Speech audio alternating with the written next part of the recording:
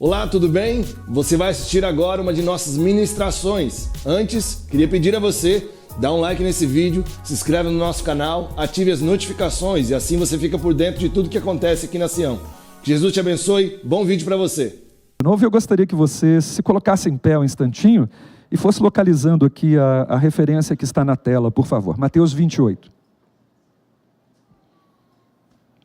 Nós vamos fazer essa leitura em pé. Tudo bem? Vamos fazer assim.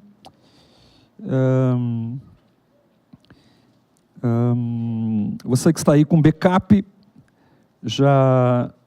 Quem está com backup aí? Levanta a mão, fazendo favor. Deixa eu ver, só levanta os backup aí. Olha aí, tudo com os backup. Tem uns backup aí que para levantar, hein, cara? Se levantar bastante, fica com o braço musculoso. Pesa essa Bíblia sua aí, né? Olha lá, ó. Umas Thompson antigas. E quem está só com virtual aí, levanta a mão. Outro dia minha bateria acabou bem aqui, né? Vocês viram como é que é ruim esse negócio de só ter o virtual. Eu quero que você venha comigo para Mateus no capítulo 28. E nós vamos ler os versículos de 1 até o versículo 10. Tudo bem? Mateus 28, de 1 a 10. Eu vou ler aqui os versículos ímpares e vou pedir para que a igreja leia os versículos pares. Nós vamos fazer uma leitura responsiva nessa ocasião, nesse texto da palavra santa do Senhor. Prontos? Podemos ir? Então vamos lá. Depois do sábado, tendo começado o primeiro dia da semana, Maria Madalena e a outra Maria foram ao sepulcro.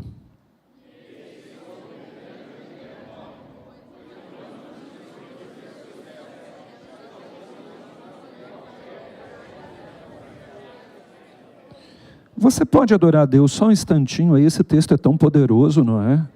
Um terremoto, um anjo descendo dos céus. Alguém diz que essa pedra aqui, ela poderia ter entre algumas centenas de quilos ou até 2 toneladas. A preocupação das mulheres em quem é que removeria a pedra é porque era necessário um pouco de força, alavancagem, não é? E se tinha 2 toneladas, então você imagina. Versículo 3 prossegue assim: e a aparência daquele anjo era como um relâmpago.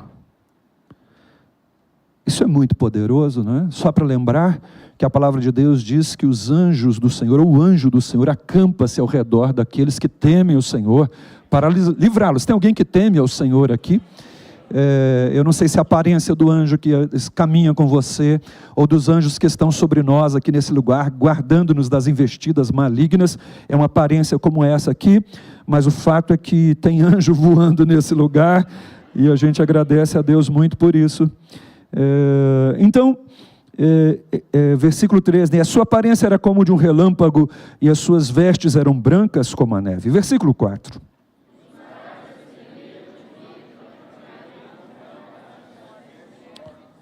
E aquele anjo disse às mulheres: não tenham medo. Eu sei que vocês estão procurando Jesus, aquele que foi crucificado. Bem alto, versículo 6.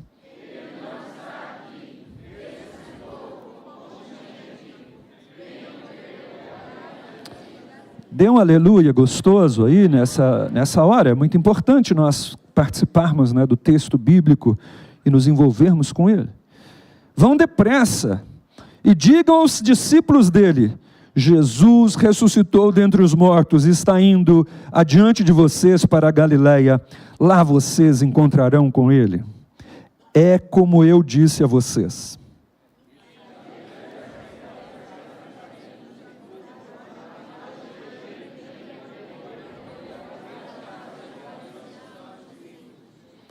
De repente o próprio Jesus as encontrou e ele disse a elas que a paz esteja com vocês.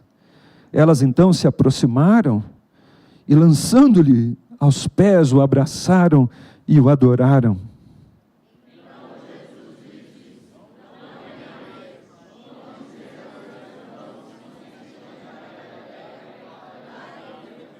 Amém, amém. Você pode orar por quem fala e orar por todo mundo que ouve nesse momento aí onde você está, uma oração firme, objetiva. Faça isso, por favor.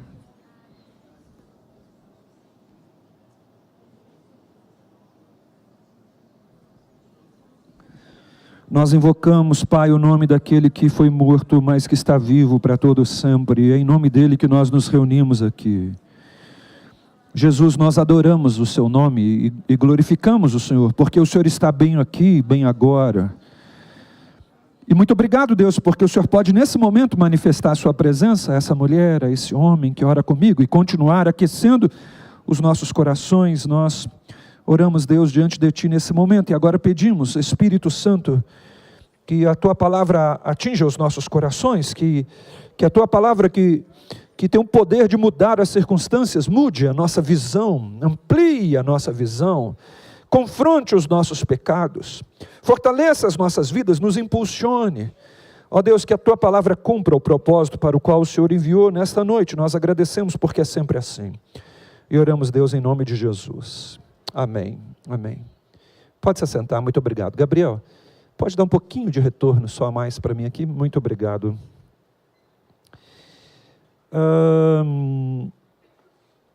Antes de avançar, eu estou feliz de ver você hoje, que eu imaginei que vocês iam estar tudo viajando, não é?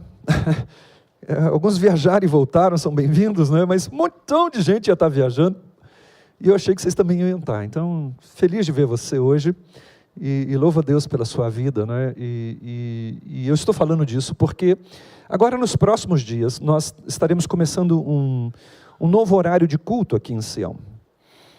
Nós temos já uma demanda, principalmente na igreja matutina. A igreja matutina a gente tem que colocar bancos, a galeria fica bem cheinha, não é? E nós já estamos necessitados de um horário novo, já na parte da manhã.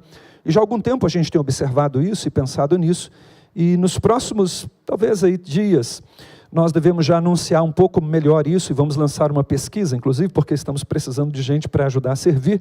Eu tenho um tantão de gente interessada no culto que a gente vai abrir, e estou precisando agora de um monte de gente interessada em servir também, porque a igreja é feita por aqueles que permanecem e principalmente por aqueles que servem a ela, né? Então você vai ouvir a gente falar mais sobre isso nos próximos dias. Pedimos já que você esteja orando por nós, e também, caso o horário ele seja algo interessante, de repente eu não vou ver você aqui na igreja noturna, mas vou ver você no outro horário, e para mim sempre é bom ver as pessoas que Deus me chamou para ajudá-las, né, em suas caminhadas. Então a gente volta a falar mais sobre isso nos próximos domingos. O texto que nós lemos fala de um domingo como hoje. Você prestou atenção no domingo de hoje? Eu particularmente, quando eu levanto assim de manhã, a primeira coisa que eu gosto de fazer depois que eu oro ali e tal, é abrir a janela. Então eu abro a janela e gosto de olhar o céu, tomar um pouco do sol, e eu fico feliz porque hoje o dia era muito lindo. Você percebeu hoje o dia como é que ele foi? Quantos aqui perceberam? Hoje, gente boa, às vezes a gente passa o dia inteiro correndo, lavando, cozinhando, fazendo comida para os filhos, aquela correria toda, e a gente não diz assim: este é o dia que o Senhor nosso Deus fez. Que dia maravilhoso, que bênção! A celebração da vida, a celebração da oportunidade de existência, a celebração de respirar, meu Pai do céu, ela deve ser sempre efusiva e contagiante, porque esse é o dia que o Senhor fez. E o Senhor diz para nós: vivamos e nos alegremos nele. E eu não sei se aquele domingo era um dia tão bonito assim, mas o que eu sei é que enquanto o mundo inteiro se envolvia com as suas próprias agendas, por exemplo, o rio Amazonas, ele continuava correndo do mesmo jeito, Tigres, Eufrates, Roma estava pululando lá em seus serviços, em suas coisas todas, enquanto ali em Jerusalém, homens e mulheres se levantavam para fazer o café, para arrumar os filhos, para ir cuidar do rebanho. A palavra de Deus diz que Jesus Cristo saiu do túmulo. Esse é o domingo que nós estamos celebrando hoje. Bem, esse é o domingo da ressurreição. Diga comigo, o domingo da ressurreição. Naquela manhã, ou na manhã de um domingo como esse, Deus manifesta o seu governo sobre toda a criação. É interessante, irmãos, que Jesus diz duas coisas. Aliás, a Bíblia diz pinça duas coisas sobre morte e ressurreição de Jesus. Primeiro, a Bíblia diz que ninguém tomava a vida de Jesus, Jesus a dava. Então, quando Jesus morreu, ele morreu porque quis se entregar, quis se esvaziar, quis dar a sua vida em meu lugar e no lugar de todo aquele que crê. A segunda coisa que a Bíblia fala depois da morte de Jesus é que ele ressuscitou porque era impossível que a morte o detivesse ali. Isso é maravilhoso, porque antes de Jesus morrer, era impossível que a morte o tocasse, tanto que o seu último ato na cruz do Calvário foi entregar o Espírito, permitindo que a coitada se aproximasse dele. A segunda coisa que ele fez em relação à morte foi ressuscitar, esmagando e vencendo o poder dela, para manifestar a todo mundo que ele é Deus e governa sobre tudo, inclusive a morte. É isso que brada o domingo da ressurreição. O domingo da ressurreição, ou aquele domingo específico ao qual nós nos referimos agora, um domingo como esse, bem pela manhã, vai dizer para nós que as trevas têm que sair, porque a luz brilha com mais intensamente a partir daquele túmulo vazio. A Bíblia vai dizer para nós que, e a ressurreição grita para nós, naquele domingo, é que o inferno foi vencido, é que o pecado foi vencido. O texto diz para mim e para você que Jesus Cristo vive, e ao sair daquele túmulo, então, ele vai dizer para nós de uma maneira ainda mais clara, que para ele não há nenhuma coisa que seja impossível. Ouça, você está na presença de Jesus Cristo, é isso mesmo, você saiu da sua casa para adorar Jesus. Eu espero que você não tenha vindo aqui cumprir mais uma agenda social, ou preencher a sua agenda já tão cheia de outras coisas. Eu imagino que você saiu da sua casa como eu, para vir aqui adorar Jesus Cristo. E quando nós vimos aqui adorar Jesus Cristo, nos reunimos em seu nome e em sua presença, nós precisamos entender por relatos, inclusive como esse, que para Jesus Cristo não existe nada impossível. Ele detém todo o poder nos céus e na terra. A ressurreição vai dizer para mim e para você que, pelo poder da saída de Jesus daquele túmulo, todas as prisões então podem ser partidas, todos os vínculos do pecado, todas as maldições, tudo aquilo que Satanás tem usado para aprisionar a mente humana, pode ser derrotado, porque Jesus Cristo venceu a morte, saindo do túmulo naquele domingo pela manhã.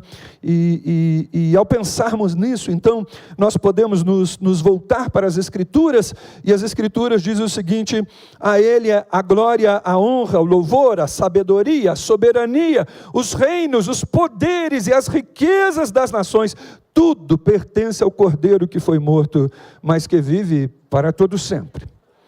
A ressurreição está dizendo isso para mim, para você, e naquele domingo de manhã, conforme lemos no texto, é isso que está em evidência. Jesus Cristo ressuscitou como havia dito. Diga comigo, como havia dito. O anjo deixa isso claro no versículo 6 que você leu. Ele olha para as mulheres e diz: olha, ele não está aqui.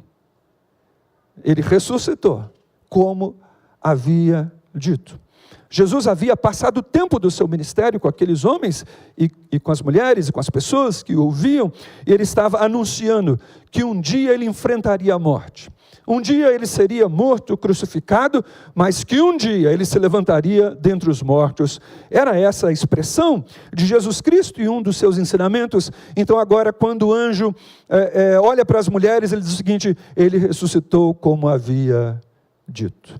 Ao contrário do que os homens disseram, sob a influência dos governantes da época, e portanto pagaram pessoas malignas para dizer que os discípulos haviam roubado o corpo de Jesus Cristo, não é isso que os anjos dizem, não é isso que os céus afirmam, não é isso que os discípulos de Jesus afirmam. As Escrituras dizem que Jesus se levantou dentre os mortos, e nós louvamos a Ele porque Jesus vive para todo sempre por causa da sua ressurreição.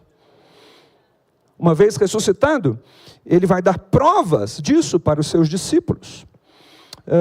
É interessante que ele vai ao encontro daqueles dois no caminho de Emaús. Você lembra? 2 homens cansados, feridos, eles estão indo embora.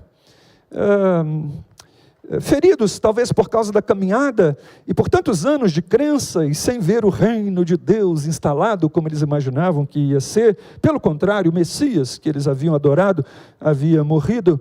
E agora aqueles homens cansados, então, eles decidem ir embora para Emaús. Vamos para casa.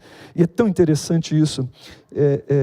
Preste atenção, o mundo espiritual inteiro, irmãos, todas as legiões malignas, Satanás e todos os seus demônios, inclusive os mais poderosos do que ele. E do lado de cá, os anjos todos, arcanjos, serafins, que todos eles, tinham os olhos voltados para Jerusalém. Jerusalém era o centro do universo inteiro. Porque na sexta-feira passada, o Cordeiro deu a vida pelos pecadores. E agora, no domingo pela manhã, o Cordeiro sai do túmulo pelo seu próprio poder para vencer a morte, vencer o pecado, vencer o inferno. Ele era o centro do universo inteiro. E os dois irmãos nossos aqui estão largando Jerusalém e indo embora, cheios de decepção. Isso que é interessante em Jesus Cristo. Eu não sei você, mas eu gosto de Jesus, porque isso aqui fala muito ao meu coração. Ele ao invés de ir lá falar com os que criam nele, ele foi direto falar com os dois irmãos queridos nossos que estavam indo embora, cheio de feridas e dores. Gosto desse Jesus. Gosto dele. Atrás dos perdidos o tempo inteiro. E ele então agora alcança aqueles dois homens, manifesta-se diante deles, uma manifestação lá na casa deles, no lugar final da sua incredulidade. Lá Jesus se revela diante deles, então agora eles voltam cheios de entusiasmo para anunciar a todo mundo que Jesus havia ressuscitado. Esse mesmo Jesus aparece aos seus discípulos e se revela a eles. E depois Lucas vai dizer lá em Atos no capítulo 1, que ele dá por 40 dias seguidos prova aos seus discípulos de que estava ressuscitado. Olhe para mim, a ressurreição de Jesus foi a mensagem que ganhou o mundo inteiro. Nós estamos aqui, eu imagino que você esteja aqui, porque nós cremos que Jesus vive, e nós cremos que Ele está bem aqui. Uma coisa que nós usamos como argumento para defender a ressurreição, muito embora a gente não precise dele, talvez a gente use para outros, é que se a ressurreição fosse uma mentira, os discípulos não teriam morrido sob tortura por causa disso. Todos eles morreram sob tortura, porque diziam que existia um que era maior do que a Diana, a deusa dos Efésios. Existia um que era maior do que Beelzebú. Existia um maior do que Mamon. Existia um maior do que César, Jesus Cristo, Rei dos Reis, Senhor dos Senhores, que havia morrido e ressuscitara, e eles eram testemunhas disso. Eles enfrentaram o martírio porque não tinham como negar que o Senhor da vida saiu do túmulo para que a sua história fosse anunciada pelo mundo inteiro. E bendita a hora em que a mensagem da ressurreição atingiu meu coração. Alguém se alegra aí também de tê-la ouvido um dia? Bendita a hora que ela me atingiu. Mas, irmãos, nós só temos a ressurreição porque nós tivemos também a paixão. A ressurreição se dá no domingo, mas a saga, ela começa, ou ela se define a partir de sexta-feira. Naquela sexta-feira, os judeus se lembravam da primeira Páscoa. Diga comigo, a primeira Páscoa. Vocês se lembram que depois que celebraram a primeira Páscoa lá no Egito, e a gente vai pensar nela rapidamente, Deus disse a eles: vocês vão fazer isso por estatuto perpétuo. Nunca mais vocês vão deixar de fazer isso. Vocês deverão fazer isso por estatuto perpétuo.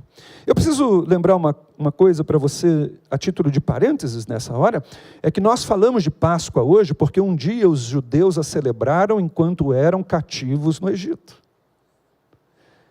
E eles celebram até hoje.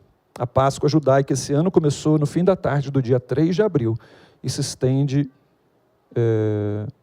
até o dia 14. Existe uma nação hoje que celebra a Páscoa, não no jeito que celebravam antes, mas celebram a Páscoa, para dizer que um dia Moisés se levantou no Egito e tirou atrás de si centenas de milhares de pessoas do jugo da escravidão, em nome de Adonai, em nome de Jeová.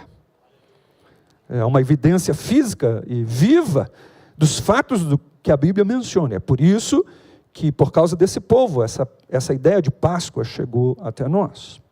Mas quando não havia Páscoa, Deus a instituiu. E basicamente foi a primeira Páscoa uma refeição familiar.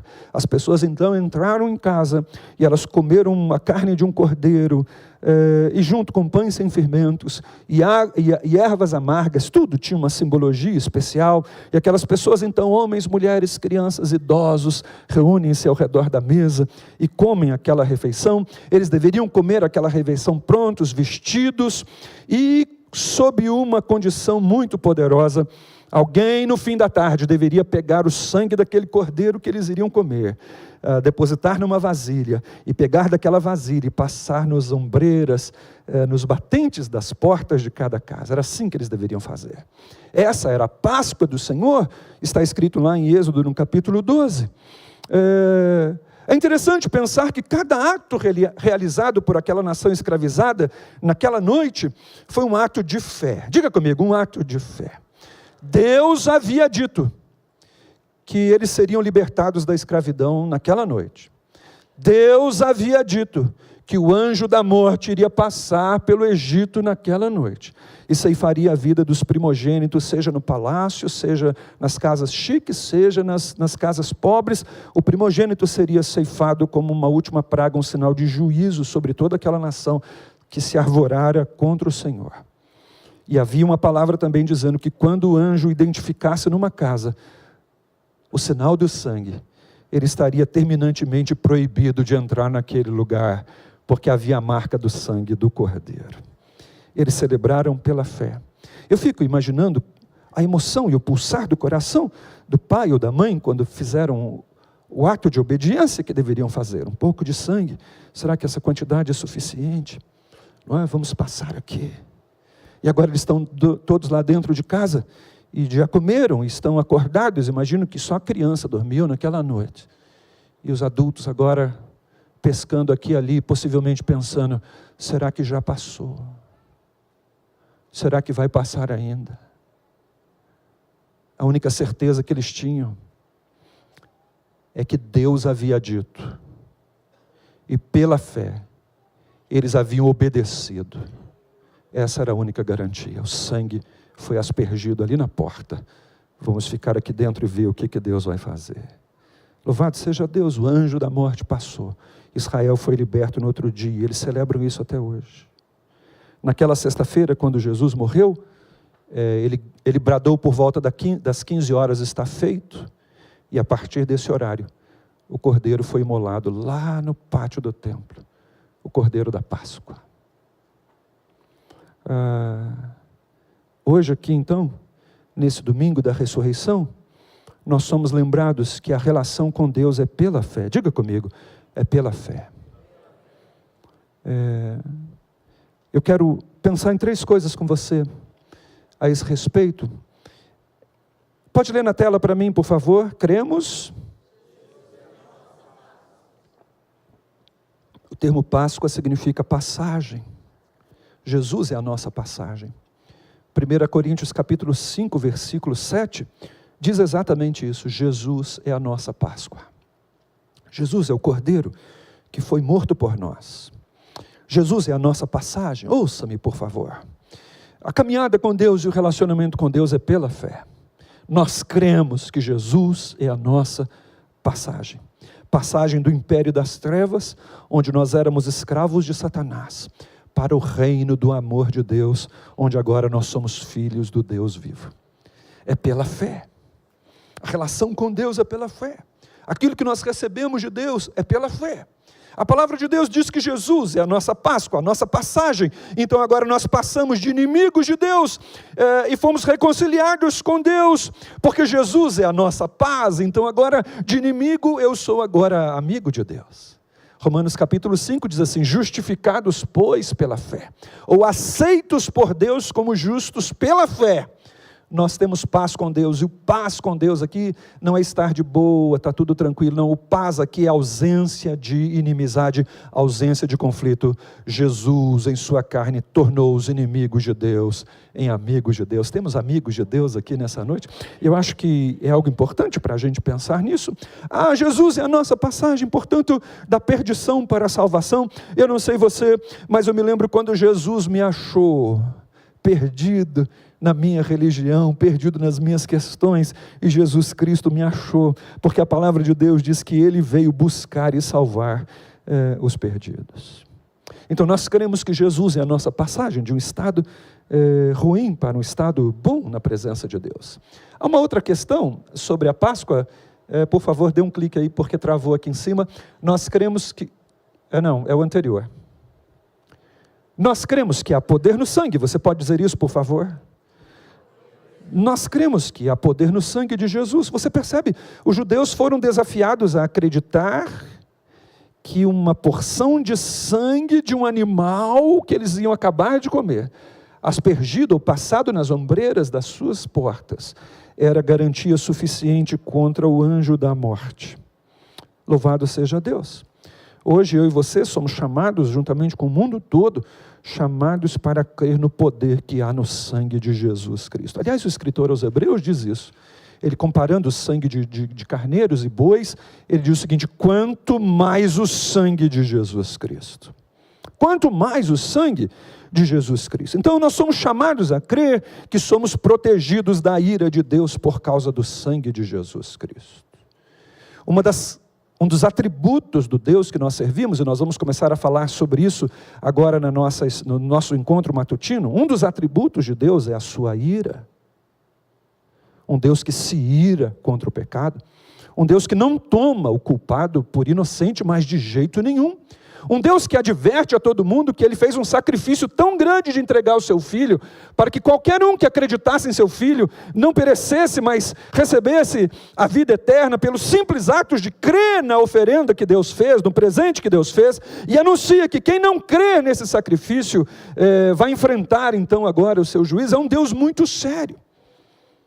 Mas é um Deus que quer salvar. Diga comigo, um Deus que quer salvar. Romanos, no capítulo 5, e me permita ler a Bíblia um pouquinho mais com você hoje, diz lá no versículo 8 a 9, diz assim: mas Deus prova o seu próprio amor para conosco, pelo fato de Jesus Cristo ter morrido por nós, quando nós ainda éramos pecadores, logo muito mais agora, sendo justificados pelo seu sangue, seremos livres, ou salvos, ou protegidos, ou abrigados da ira de Deus. Nós cremos no poder do sangue de nos libertar da ira de Deus. Tem alguém que crê isso aqui nessa noite? Nós cremos no poder do sangue de nos resgatar, ou de nos comprar. 1 de Pedro, capítulo 1, versículo 19, a palavra de Deus diz algo poderoso. Ela diz assim: sabendo que não foi mediante coisas perecíveis, como prata ou ouro, que vocês foram resgatados da vida inútil que vocês levavam, mas foram resgatados pelo precioso. Diga comigo, pelo precioso. Diga mais alto, precioso. É assim que o Espírito Santo trata o sangue de Jesus Cristo. O precioso sangue de Jesus Cristo, como de um cordeiro sem defeito e sem mancha nenhuma. Esse sangue é que foi derramado para que eu e você fôssemos comprados, então, agora, por Deus, para vivermos com Ele. Eu creio no poder desse sangue. Tem mais alguém aqui que crê comigo? Eu creio no poder desse sangue.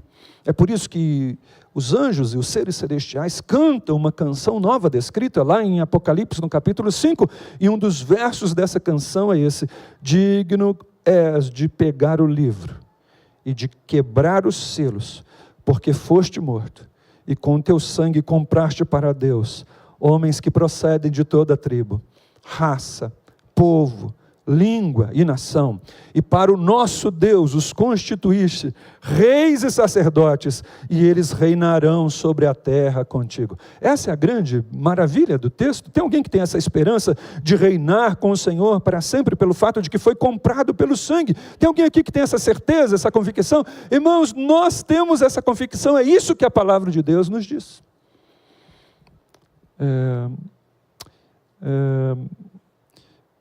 A última coisa que eu quero observar com você nesse tempo pré-ceia é isso. É bem isso que o texto nos diz acerca da ressurreição. Nós cremos em que mesmo? Pode ler em voz alta para mim? Ele tem as chaves. Apocalipse 1, nós lemos esses dias, e o texto diz assim, a partir do versículo 12, repito, me permita ler a Bíblia com você um pouco. Voltei-me então, João está na ilha de Patmos, por causa do testemunho da ressurreição de Jesus Cristo. Voltei-me para ver quem falava comigo. E ao me voltar, vi 7 candelabros de ouro, e no meio dos candelabros um semelhante ao Filho do Homem, com vestes talares e cingido à altura do peito com um cinto de ouro. A cabeça e os cabelos dele eram brancos como a alva lã, como a própria neve. Os olhos eram como chamas de fogo. Os seus pés eram semelhantes ao bronze polido, como que refinado numa fornalha. A sua voz era como o som de muitas águas. Na mão direita ele tinha 7 estrelas. Da sua boca saía uma afiada espada de 2 gumes. O seu rosto brilhava como o sol ao meio-dia. Ao vê-lo, caía aos seus pés como morto. Porém ele pôs sobre mim a sua mão direita e disse: João, não tenha medo. Eu sou o primeiro, eu sou o último. Eu sou aquele que vive. Estive morto, João, mas eis que estou vivo para todos sempre, e tenho nas minhas mãos as chaves da morte e do inferno. Nós estamos aqui nessa noite porque nós cremos. Nós cremos que Jesus vive vitoriosamente para todos sempre. É porque Ele vive, irmãos, que nós fomos justificados. É porque Jesus vive que nós podemos ter esperança. É porque Jesus vive que o inferno não prevalece contra a igreja enquanto coletivo e contra os indivíduos que são templos do Espírito Santo de Deus. Tem alguém aqui que tem certeza que é templo do Espírito Santo de Deus? Então essa é a grande verdade sobre a sua vida. É por causa da ressurreição de Jesus que estamos assentados nas regiões celestiais. Olhe para mim, por favor. Satanás quer convencer a mim e a você de que eu estou sentado numa cadeira só. Ah, sim, claro, não tem como negar isso. Nós estamos exatamente aqui nesse lugar agora, Rua Manuel Macedo, número 37, o nosso endereço.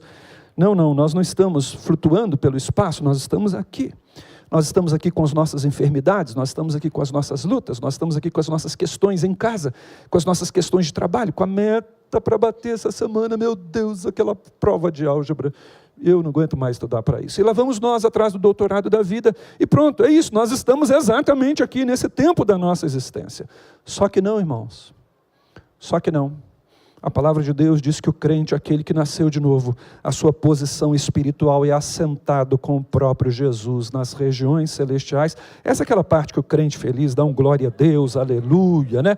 A gente vai se animando com essas coisas, porque essa é a grande verdade das Escrituras. Olhe para mim, por favor, eu vou usar uma outra analogia. Se você foi salvo por Jesus Cristo, você não está vendo a casa de Deus à distância, sabe? Se você foi salvo por Jesus Cristo, você não está vendo a casa de Deus por trás das grades e olhando as janelas lá dentro, pensando, nossa, que casa linda, aquele pessoal parece tão feliz, mas eu estou aqui do lado de fora, essa grade, esse muro aqui me atrapalham de entrar. Não. Se você entregou a sua vida para Jesus, se você foi salvo pela graça de Jesus, você também não está do lado de fora, e agora o vidro te atrapalhando, e você colocando a cara pela janela, e vendo as coisas lá dentro da casa do rei, e você do lado de fora, bloqueado por uma janela ou por algumas paredes. Não. Se você foi salvo pela graça de Cristo Jesus, você está absolutamente dentro da casa. Dentro da casa. Bem recebida dentro da casa, bem recebido dentro da casa. Se Jesus é o teu Salvador, você foi colocado dentro da casa, não pelos seus méritos, por as coisas que você fez ou deixou de fazer, você foi colocado dentro da casa, porque você creu em Jesus Cristo, e tudo que Deus precisava para tirar você do muro, do lado de fora, e colocar você dentro da mansão dele, Ele encontrou em Jesus Cristo, todo o merecimento é de Jesus Cristo. Você está dentro da casa, e não está no estágio probatório. Aqueles que foram salvos pela graça de Cristo Jesus, tirado do império das trevas, assentado com Cristo dentro da sua sala de estar, dentro da sua casa, eles não estão no estágio probatório. O dono da casa não está te olhando e vendo assim, não sabe pegar no garfo. Deixou a toalha molhada em cima da cama. 2. E agora ele vai ticando tudo de errado que você fez, porque no final de 90 dias, ele vai decidir se você vai ficar ali ou não. Não. Quando você foi trazido para dentro da casa, a última coisa que o dono da casa está pensando é colocar você para fora, porque colocar você para dentro lhe custou absolutamente tudo. O merecimento é todo dele. Olhe para mim, por favor. Se você é salvo pela graça, você está muito melhor do que você pode imaginar. muito melhor do que você pode imaginar. Pastor, mas e essa doença? Essa doença eu não enfrento olhando a casa do lado de fora do muro. Essa doença eu enfrento assentado na sala de estar do meu Pai, com Cristo nas regiões celestiais. E as metas que eu tenho a bater? E essa prova, Luke, esse doutorado, e aquela dificuldade no casamento, meu Deus, essa minha filha, meu Deus, os meus pais. Isso tudo, irmão, o crente enfrenta assentado com Cristo na sua sala de estar, e não do lado de fora, olhando para dentro e vendo tudo de bom dentro da casa. Essa é a sua posição em Cristo Jesus, se você é uma salva. Salvo pela graça. A última coisa que eu quero observar com você está em Romanos 8. Por favor, abra a Bíblia e nós vamos encerrar para participar da ceia. Romanos 8, versículo 11.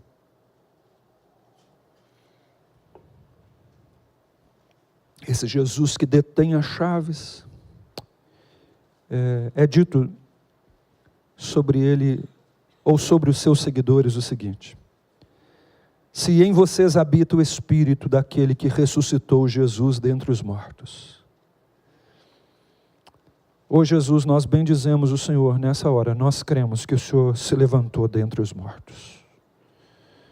Nós temos essa convicção dentro de nós, nos reunimos aqui sob o poder da sua morte e da sua ressurreição. Nós te adoramos. Se em vocês habita o Espírito daquele que ressuscitou Jesus dentre os mortos, esse mesmo Espírito que ressuscitou Cristo dentre os mortos. Veja só, o Espírito que ressuscitou Jesus habita dentro dos filhos de Jesus. E aí diz acerca da ação desse Espírito: esse Espírito vivificará também o corpo mortal de vocês. Essa é a grande verdade do texto. E aqui eu quero pensar em duas coisas com base nesse texto. A primeira coisa é que se o Espírito Santo está dentro de mim, sou salvo pela graça, o Espírito está aqui, sou um templo dele. Ele me vivifica hoje, o meu corpo mortal é vivificado hoje. Não significa que eu vou viver 200 anos. Não. Significa que ele está partilhando a vida do próprio Deus comigo. Ele está partilhando as suas revelações, os seus valores. Ele está agindo em santificação desse templo mortal no qual ele habita. A segunda coisa é que está vindo um dia, irmãos. Está vindo um dia. E a igreja está indo em direção a esse poderoso dia. Na verdade, toda a história converge para esse dia.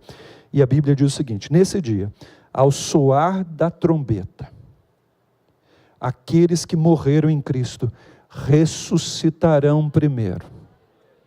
E todos aqueles que estiverem vivos terão o corpo glorificado. E nós vamos então agora encontrar com o Senhor, e diz a palavra, e reinar com Ele para todo sempre. Eu queria encerrar essa noite aqui, essa breve reflexão com vocês, dizendo que é para esse dia que nós estamos indo. Sim, o seu doutorado é importante. Sim, a data do seu casamento é uma data maravilhosa, nós estamos tudo guardando que você case mesmo, louvado seja Deus. Ah, sim, os seus planos são importantes, mas existe um propósito de Deus para a vida de todos aqueles que creem na sua morte na sexta-feira e na sua ressurreição no domingo pela manhã. É viver com eles para todo sempre, reinar com eles para todo sempre em corpos glorificados. Eu gostaria de chamar você para você se colocar em pé aí onde você está. Encerrando esse tempo, eu gostaria de lembrar você que a nossa fé não pode ser uma fé intelectualizada, uma mera concordância mental. A nossa fé precisa ser como a daqueles judeus que aplicaram em suas portas aquela porção do sangue. É uma fé aplicada. Então eu creio que fui achado. Eu estava perdido, mas fui achado. Eu creio que era inimigo, mas fui reconciliado. Eu creio que era imundo em meus pecados, mas fui perdoado. Eu creio que sou templo, eu creio que sou filho de Deus. E por crer nestas verdades, eu me movo nesse mundo para proclamar a ressurreição de Jesus Cristo. Muito obrigado por ter assistido o nosso vídeo. Espero que esse vídeo tenha abençoado sua vida e, se possível, compartilhe ele com o máximo possível de pessoas. Jesus te abençoe.